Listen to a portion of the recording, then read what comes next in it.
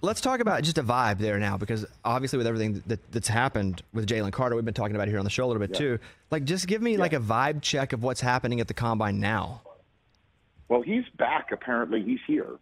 He returned to Indianapolis either this morning or last night after he was booked in Athens. And so now he's back here, and no doubt talking to teams to say to them that he plans on being fully cleared and exonerated of what he's been charged with. And if he does not, then clearly his draft position is going to be the least thing that he really needs to be worried about.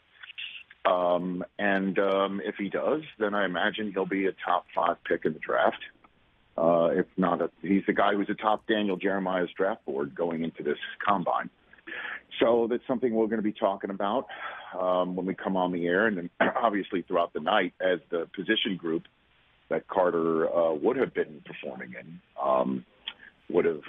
is taking the field. So, and these guys they get bigger, stronger, faster every year. Last year, when Jordan Davis ran a faster 40 than Patrick Mahomes did here at the Combine, that is what we call a wow moment. It's just getting more and more insane having guys get bigger and faster every year. I was talking about Will Anderson earlier, and if I were Will, I wouldn't work out, because, I mean, what does he have to gain versus what he has to lose? But from what I know, Will Anderson is going to work out. Will Anderson is received by a lot of the guys as what? Why would he work out, Rich? Well, let's just say, Bobby, just as a for instance here, let's just say you're doing a major event, you're hosting it, and you have to get out of your chair, and I fill in for you. And then I counsel a star of the event that you're getting out of the chair for to not appear. How do you think you would feel, Bobby? You know, you're now pointing out that Will Anderson shouldn't work out here. You know, like, how should I handle that? Because if he doesn't work out tonight, you might as well put a test pattern up on this. You know what I'm saying? You're being very selfish with your answer. What if I went on your show and did that to you?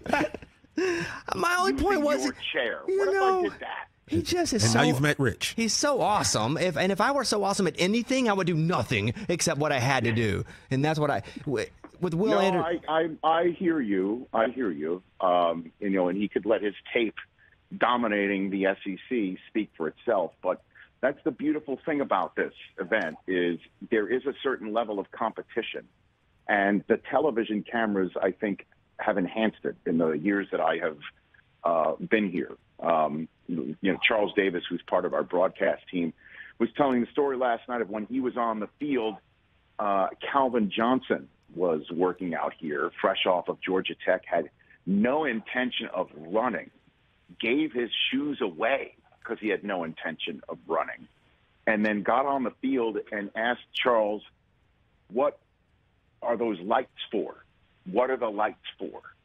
And he's like, that's television. He goes, this is being televised? Now, this is, again, back the early days of the Combine when people were not aware that we were televising it.